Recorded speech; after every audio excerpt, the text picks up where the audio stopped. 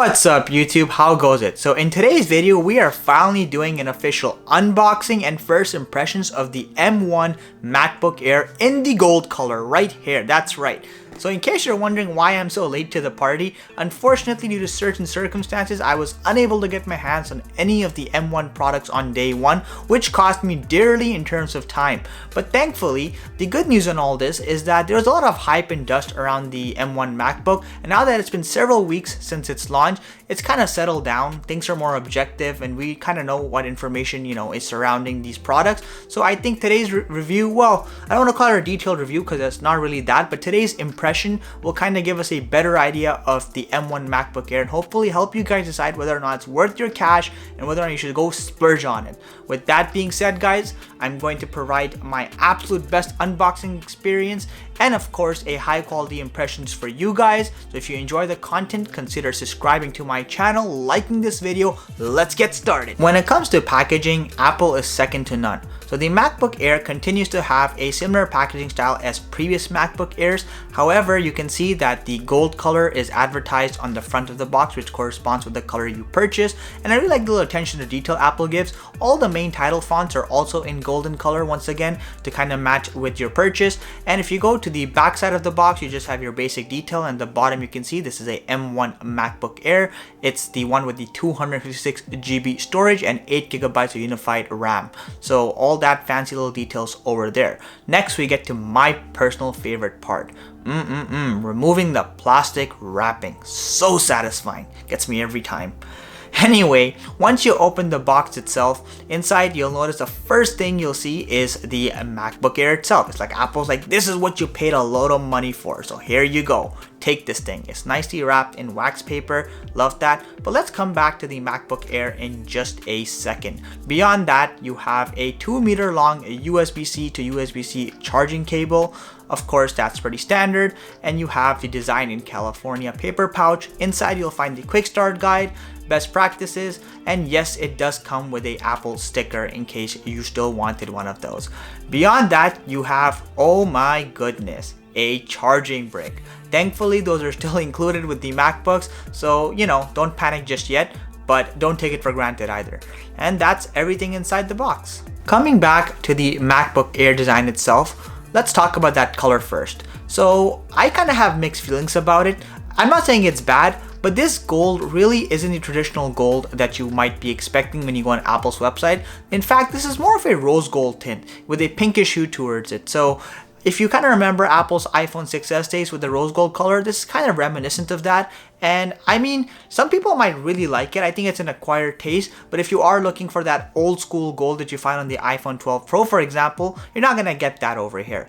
With that being said, of course, the MacBook Air weighs only 2.8 pounds and continues to be a super lightweight ultrabook. It's got a full metal finish. The quality is top notch, at least externally for sure. And if you look at the bottom of the MacBook Air, it continues to have a full metal back, which I always appreciate. And I love the little attention to detail once again. Even these screws are actually of golden color to match with the rest of the body. This is something that not a lot of manufacturers think about, but Apple always keeps aesthetics in mind. In terms of I/O ports, your options continue to be rather limited even with the M1 MacBook. So you do have 2 Thunderbolt ports, basically 2 USB-C ports included. Unfortunately, no matter which tier or trim of the MacBook Air you get, you are still limited to only 2 ports and a headphone jack, of course. So keep that in mind if you're opting for the Air as opposed to the Pro. Now, as soon as you unfold the MacBook Air, the first thing you're gonna notice is there's a lot more rose gold, of course. Also, you have the same layout that you've had with previous MacBook Airs and the same one as the Intel variant. Nothing's changed there. You have a very large and spacious trackpad that is made of glass.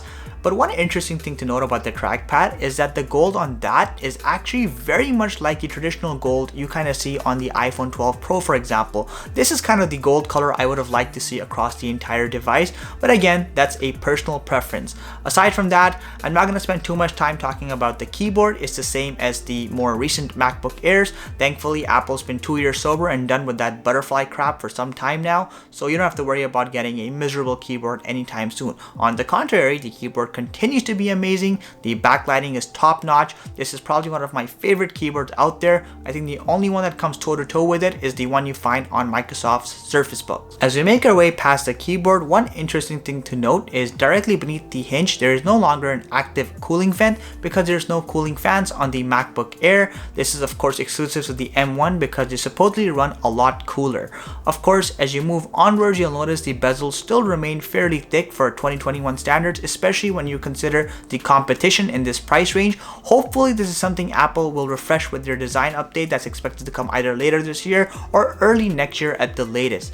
Unfortunately, we're still seeing a 720p 5 megapixel FaceTime camera. This is disgraceful considering how high-end of a product this is, but this is an issue that plagues the entire industry. Hopefully that will also be upgraded in the upcoming refresh. Let's talk about the display itself. So anytime I get someone make petty remarks about why should I get a MacBook, the first thing I do is I point them to the display quality. Apple continues to make some of the best displays on laptops, period. So let's look at the MacBook Air's display in this case. It continues to use the 2560 by 1600 display resolution, which granted is not 4K, but it's more than ample for a display of this size, provides perfect clarity. On top of that, you have a whopping 400 nits peak brightness. That's more than the competition in most cases, and it's super bright. You can use this in any daylight setting of your choice. Furthermore, you get a 100% sRGB, and in fact, it's so good you cover about 98% of the DCI P3 spectrum. So this thing is super color accurate. If you're doing any sort of photo editing, color grading, or video editing in general, you're gonna find this thing has some of the best color accuracy in the industry. Absolutely amazing. All in all, the display on the MacBook Air continues to be amazing. Yes, it is slightly short of the one you find on the MacBook Pro in terms of color accuracy, but then again, this is a very high quality display, and you're gonna find very few Ultrabooks in this price range that offer a display of similar caliber. Let's talk about what matters the most: performance. So the M1 chip is super snappy. It lives to all its expectations and exceeds most of them. So anything like day-to-day tasks will be super fast, web browsing, watching Netflix, word processing. It does it just as well as Intel counterpart, if not better. One thing I absolutely love is just how fast this thing turns on and off. Open the lid, it's instantaneously on just like that. Turn it off, same thing. You really have to try and find that lag, and you have a pretty hard time, trust me. The M1 is super capable. Also, that 8GB unified memory is plenty for your day-to-day tasks. In fact, I would even argue you can actually use it for Final Cut Pro if you're doing 1080p editing. Now, with that being said, there is a bit of a misconception that 8GB on the M1 is kind of like having 16GB on the Intel counterpart. Look, that's simply not true. Let's not make premature assumptions. Yes, the 8GB is used more effectively on the M1, especially for the native programs, because Apple optimizes those better, but that doesn't mean that having 8GB of RAM is equivalent to having 16GB. You will run into bottlenecks. In fact, numerous tests have shown if you're doing 4K or 8K editing on a MacBook Air or a MacBook Pro, 8GB turns out to be a bottleneck that will ultimately prevent you from using the full power of the M1 chip. So keep that in mind. But other than that, if you're not doing that kind of CPU intensive activities, yes, you will be fine with the base configuration of the MacBook Air without a doubt. Also, on a quick note, for those of you worried about how Intel based programs run, the Rosetta 2 does a fantastic job. The first time you open the program, there's a slight delay because it's kind of running transcripts in the background, but once it opens, it feels, like I said, just as snappy as the Intel counterpart.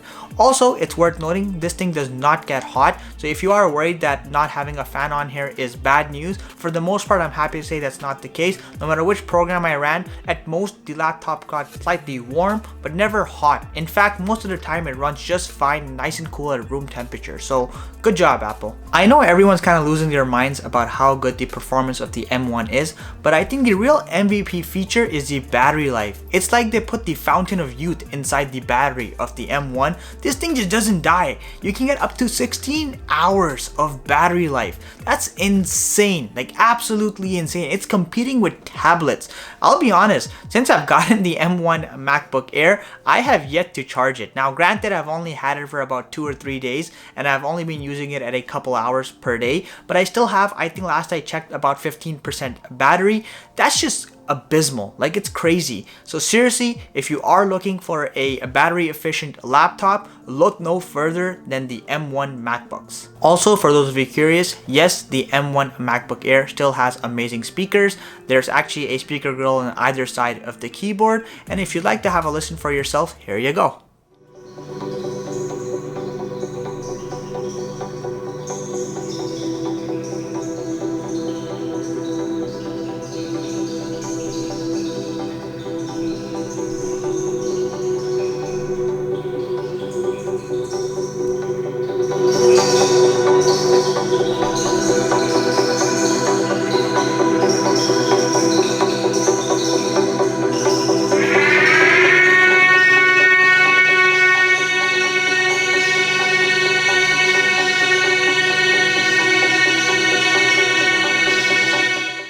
Keeping in mind, this is not actually my full or detailed review of the M1 MacBook Air, rather this is just an initial impressions or first review, if you will. I'll say this much.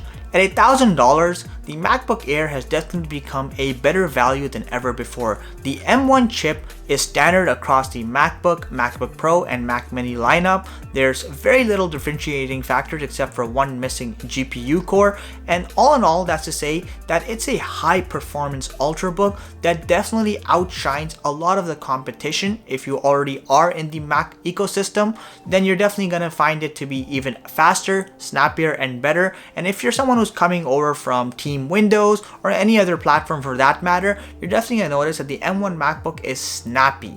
It's made of high quality materials as you'd expect of a MacBook in general, and yes, it has a few dated elements which I'm hoping will be refreshed, but it's definitely going to be a welcome change. If on the other hand, you are someone who wants a new updated design, I would say hold your horses for a little bit longer. Hopefully by the end of the year, we may see a fully refreshed design of the new MacBook Air and MacBook Pro with thinner bezels and maybe a even slimmer body. But all in all, guys, this is a fantastic laptop. Stay tuned for my full review where I'll talk about all the details in bits and pieces. And if you enjoy the content on this channel, seriously consider subscribing. It means a lot to me, but it also allows me to provide more quality content, material, and reviews for you guys. Thank you so much for watching. I'll catch you in the next one. Soltech, logging out.